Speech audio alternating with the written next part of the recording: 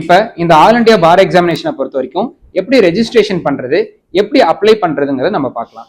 நீங்க கூகுளில் அப்ளை ஏஇபிஇ அப்படின்னு சொல்லி நீங்க சர்ச் பண்ணீங்கனாலே www.allindiabarexamination.com சொல்லி ஒரு போர்ட்டல் ஓப்பன் ஆகும். அந்த போர்ட்டலை பொறுத்த வரைக்கும் நீங்க டச் பண்ணி உள்ள போனீங்க அப்படின்னா ரெஜிஸ்ட்ரேஷன் கேட்கும், அதே போல லாகின் கேட்கும். நீங்க இப்பதான் ஃபர்ஸ்ட் டைம் ரெஜிஸ்ட்ரேஷன் பண்றீங்க அப்படின்னா அந்த ப்ரிலிமினரி ரெஜிஸ்ட்ரேஷன் வந்து பண்ணிக்கலாம். அந்த ரெஜிஸ்ட்ரேஷனை டச் பண்ணீங்க அப்படின்னா உங்களுடைய மொபைல் நம்பர் கேட்கும், அதே போல இமெயில் ஐடி கேட்கும், நேம் கேட்கும், பாஸ்வேர்டு கேட்கும். ஸோ உங்களுடைய மொபைல் நம்பரையும் அதே போல உங்களுடைய இமெயிலையும் கொடுத்துட்டீங்க அப்படின்னா ஓடிபி கேட்கும். ஓடிபி நீங்க வெரிஃபை பண்ணதுக்கு அப்புறம் உங்களுடைய நேம், அதுக்கு அடுத்து பாஸ்வேர்டு நீங்க இதை போட்டு என்ன பண்ணிக்கலாம்னா சேவ் பண்ணிடலாம். ஸோ இது பண்ணிட்டீங்கன்னா சிம்பிளா ரெஜிஸ்ட்ரேஷன் அப்படிங்கிறது வந்து முடிஞ்சிடும். அதுக்கடுத்து லாகின் பேஜ். இந்த லாகின் பேஜை பொறுத்த வரைக்கும் ஒன்று உங்களுடைய மொபைல் நம்பர் கொடுக்கலாம், அப்படி இல்லை அப்படின்னா உங்களுடைய மெயில் ஐடி கொடுக்கலாம். அதுக்கடுத்து பாஸ்வேர்டு நீங்க ஆல்ரெடி என்ன செட் பண்ணிருக்கீங்களோ அந்த பாஸ்வேர்டை வந்து நீங்க கொடுத்துக்கலாம். அதுக்கடுத்து கேப்சா கொடுத்து நீங்க உள்ள லாகின் பண்ணி உள்ள போனீங்க அப்படின்னா ரைட் சைட் கார்னர்ல அப்ளை அப்படின்னு சொல்லி ஒரு கிரீன் பட்டன் இருக்கும். அந்த அப்ளைங்கிற அந்த கிரீன் பட்டனை டச் பண்ணீங்க அப்படின்னா மொத்தமா உங்களுக்கு அப்படியே இன்ஃபர்மேஷன்ஸ் எல்லாமே ஓப்பன் ஆகும். அதை பொறுத்த வரைக்கும் A to G வரைக்கும் என்னென்ன இன்ஃபர்மேஷன் இருக்கு அப்படிங்கிறத நம்ம பார்க்கலாம். ஃபர்ஸ்ட் ஏவை பொறுத்த வரைக்கும் பர்சனல் டீடைல்ஸ். ஆல்ரெடி நம்மளுடைய நேமு, அதே போல ஃபோன் நம்பர், அதுக்கடுத்து மெயில் ஐடி எல்லாம் கொடுத்துருக்கிறதுனால அதெல்லாம் இன்பில்டா அப்படியே வந்துடும். எக்ஸ்ட்ரா நீங்க என்ன அடிக்கிற மாதிரி இருக்கும் அப்படின்னா நேஷனாலிட்டியை பொறுத்த வரைக்கும் இந்தியன் வந்துடும். உங்களுடைய மதர் நேம், அதுக்கடுத்து உங்களுடைய ஃபாதர் நேம். கேட்டகரி அப்படிங்கிறது கேஸ்ட். ஸோ அங்கே வந்து பிசியா, எம்பிசியா, எஸ்சியா, எஸ்டியான்னு சொல்லி உங்களுடைய கேட்டகரி நீங்கள் செலக்ட் பண்ணிட்டு அதுக்கடுத்து ஜெண்டர் செலக்ட் பண்ணிக்கோங்க. அப்புறம் டேட் ஆஃப் பர்த் இன்செர்ட் பண்ணிட்டு ஆல்டர்னேட்டிவ் நம்பர் கேட்டிருக்கோம், மொபைல் நம்பர். அது நீங்கள் வந்து மேண்டேட்டரி ஆப்ஷன் கிடையாது, நீங்கள் கொடுக்குறதா இருந்தால் அதில் வந்து மென்ஷன் பண்ணிக்கலாம். அதுக்கடுத்து type of government ID proof அப்படின்னு சொல்லி கேட்கும். உங்களுடைய ஆதார் கார்டாக இருக்கட்டும், இல்லை லைசன்ஸாக இருக்கட்டும், பேன் கார்டாக இருக்கட்டும், இந்த மாதிரி நிறைய ஐடி ப்ரூஃப் வந்து கொடுத்துருக்கோம். நீங்கள் அதில் வந்து ஃபார் எக்ஸாம்பிள் நீங்கள் ஆதார் செலக்ட் பண்ணுறீங்கன்னா செலக்ட் ஆதார்னு சொல்லி கொடுத்துட்டு உங்களுடைய ஆதார் நம்பரை மென்ஷன் பண்ணிட்டு அதே போல கேண்டிடேட் டைப். இந்த கேண்டிடேட் டைப்பை பொறுத்த வரைக்கும் நான் ஆல்ரெடி ஆல் இண்டியா பார் எக்ஸாம் எழுதி ஃபெயில் ஆயிட்டேன், அதனால நான் திருப்பி எழுதுறேன் அப்படின்னா நீங்க ரிப்பீட் வந்து செலக்ட் பண்ணிக்கலாம். இல்ல நான் இப்பதான் ஃபர்ஸ்ட் டைம் நான் ஆல் இண்டியா பார் எக்ஸாமினேஷன் எழுதுறேன் அப்படின்னா அப்போ வந்து ஃப்ரெஷ் அப்படிங்கிறத வந்து நீங்க செலக்ட் பண்ணிக்கலாம். ஸோ இந்த இடத்துல நம்ம முக்கியமா தெரிஞ்சுக்க வேண்டிய விஷயம் என்ன அப்படின்னா ஆல் இண்டியா பார் எக்ஸாமினேஷனை பொறுத்த வரைக்கும் நீங்க எத்தனை டைம் வேணாலும் அப்பியர் ஆகி நீங்க வந்து எக்ஸாம் வந்து எழுதிக்கலாம்.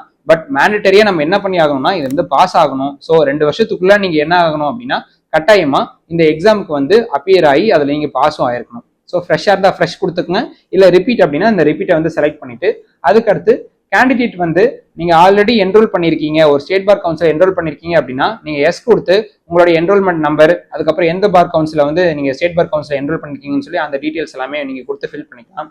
சப்போஸ் அந்த மாதிரி எதுவுமே இல்லை, நான் சொன்ன ஃபர்ஸ்ட் 2023 கைட்லைன்ஸ் சொன்னபடி அந்த 3 கிரைட்டீரியா கீழே வரீங்க அப்படின்னா அப்ப நோன் கொடுத்துட்டு நீங்க என்ன பண்ணலாம்னா வெறும் ஒரு டிக்ளரேஷன் மட்டும் டவுன்லோட் ஆகும். அந்த டிக்ளரேஷனை நீங்க டவுன்லோட் பண்ணி அந்த டிக்ளரேஷன்ல கேட்டிருக்கக்கூடிய டீடைல்ஸ் எல்லாத்தையுமே ஃபில் பண்ணி அதை நீங்க என்ன பண்ணலாம்னா அப்லோட் பண்ணிக்கலாம். அது போக இந்த பர்சனல் டீடைல்ஸ்ல இன்னும் 2 விஷயம் முக்கியமா இருக்கு. ஒன்னு வந்து போட்டோ, இன்னொன்னு வந்து சிக்னேச்சர். ஸோ அந்த போட்டோ பொறுத்த வரைக்கும் வித் அண்ட் ஹைட் வந்து கொடுத்துருப்பாங்க, அந்த கிரைட்டீரியால வந்து நீங்க வந்து அப்லோட் பண்ணிருங்க. அதுக்கடுத்து சிக்னேச்சர் அதையும் அப்லோட் பண்ணிட்டு சேவ் பர்சனல் டீடைல்ஸ் கொடுத்துட்டு அடுத்து நெக்ஸ்ட் பேஜ் வந்து கொடுத்தீங்க அப்படின்னா அடுத்து அட்ரஸ் டீடைல்ஸ் வந்து வரும். ஸோ அட்ரஸ் டீடைல்ஸை பொறுத்த வரைக்கும் லைன் 1 வந்து எப்பவுமே care of. So care of அப்படின்னு பார்க்கும்போது நம்மளுடைய பேரண்ட்ஸ் நேமா இருக்கலாம், இல்லைனா உங்களுடைய ஸ்பௌஸோட நேமா இருக்கலாம்.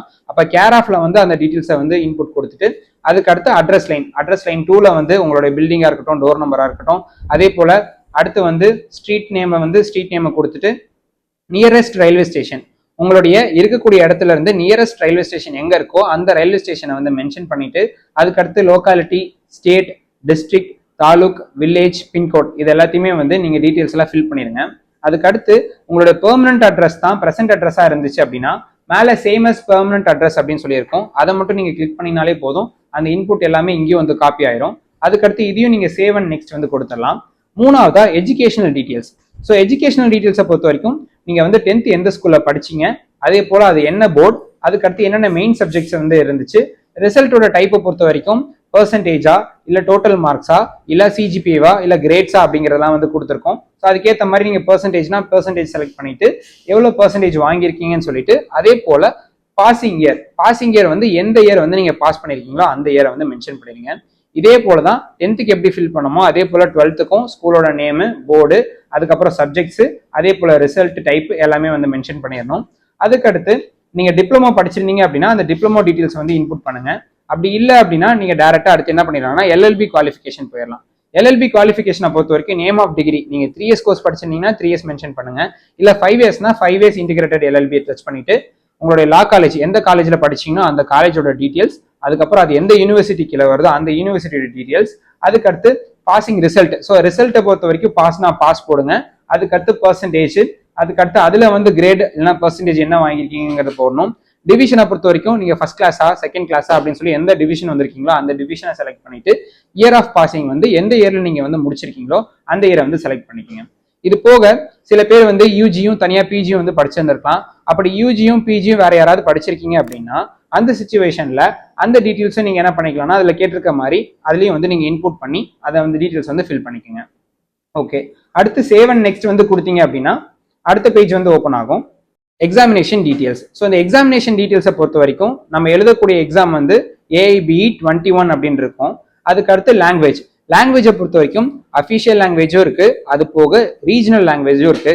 ஃபார் எக்ஸாம்பிள் உங்களுக்கு தமிழ் தான் வந்து ரொம்ப ஈஸியா இருக்கும், நான் தமிழ்லேயே எக்ஸாம் எழுத விருப்பப்படுறேன் அப்படின்னா நீங்க தமிழ் வந்து செலக்ட் பண்ணீங்க அப்படின்னா கொஸ்டின் பேப்பர் வந்து உங்களுக்கு ஃபுல்லா தமிழ்ல தான் இருக்கும். அப்போ நீங்க வந்து ஈஸியா வந்து உங்களுடைய லாங்குவேஜ்ல நீங்க எழுதிக்கலாம். அதுக்கு அடுத்து ப்ரிஃபரன்ஸ். ஸோ ப்ரிஃபரன்ஸை பொறுத்த வரைக்கும் அரௌண்ட் 53 சிட்டிஸ் வந்து என்ன பண்றாங்க அப்படின்னா கொடுத்துருக்காங்க. இந்த 53 சிட்டிஸ்ல உங்களுக்கு எந்த சிட்டி நியர்பையா இருக்கோ அந்த சிட்டியை வந்து நீங்க வந்து செலக்ட் பண்ணிக்கலாம். இங்க உதாரணத்துக்கு திருச்சி, கோயம்புத்தூர், சென்னை அந்த மாதிரி உங்களுடைய ப்ரிஃபரன்ஸை பேஸ் பண்ணி நீங்க என்ன பண்ணிக்கலாம் அப்படின்னா உங்களுடைய ப்ரிஃபரன்ஸை வந்து நீங்க செலக்ட் பண்ணிக்கலாம்.